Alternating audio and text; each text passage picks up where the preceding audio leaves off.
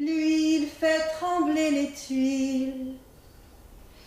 Entends-tu le vent qui chante dans les branches indolentes, donne vie aux feuilles mortes.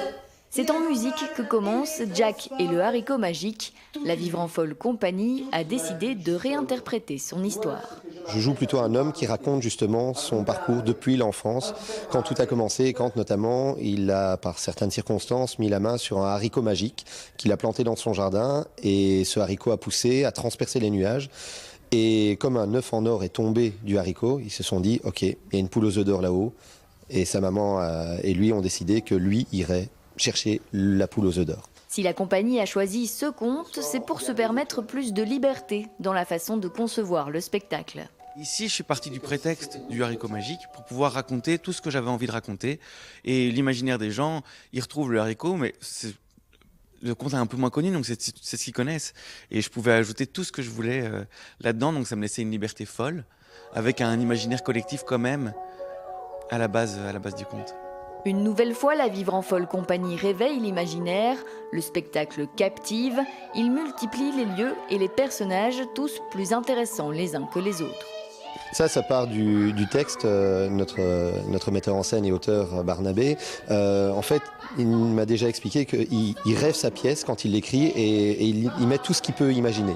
Et il se dit, ok, on verra après ce qu'on va pouvoir faire. Et du coup, on arrive à faire beaucoup de ces choses qu'il imagine par certains moyens. Ça fait aussi appel à l'imagination, mais on essaye d'aider autant que possible l'imagination avec le haricot, les costumes, les décors. Si Jack et le haricot magique s'adressent principalement aux enfants, la Vivre en Folle Compagnie n'oublie pas les adultes. On essaie de faire des spectacles qui nous plaisent à nous, par les adultes qu'on est, et pour s'adresser aux enfants par les thématiques. Mais en plus, ce spectacle-ci, je suis parti de l'idée en écrivant le spectacle, qu'est-ce que l'enfant que j'étais a envie de raconter à l'enfant que tu es aujourd'hui. Le spectacle délivre aussi différents messages comme la tolérance, l'ouverture aux autres ou le dépassement de soi.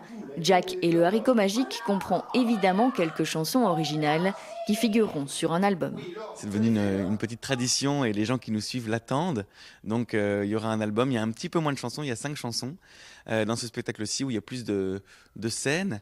Mais on a été enregistrer l'album qui sortira pour les premières de Jean Blou. Même si la troupe s'est installée à Templou depuis plusieurs mois, c'est dans sa ville d'origine qu'elle jouera la première du spectacle.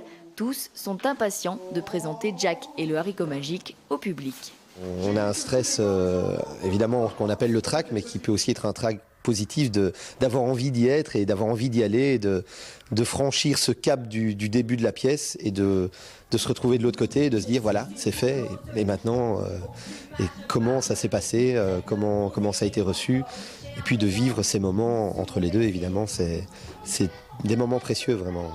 La Vivre en Folle Compagnie n'avait plus fait de nouveaux spectacles pour enfants depuis 2 ans et demi. Celui-ci était donc attendu puisque la représentation affiche complet. Jack et le haricot magique sera également joué les 11 et 12 mai à Templou.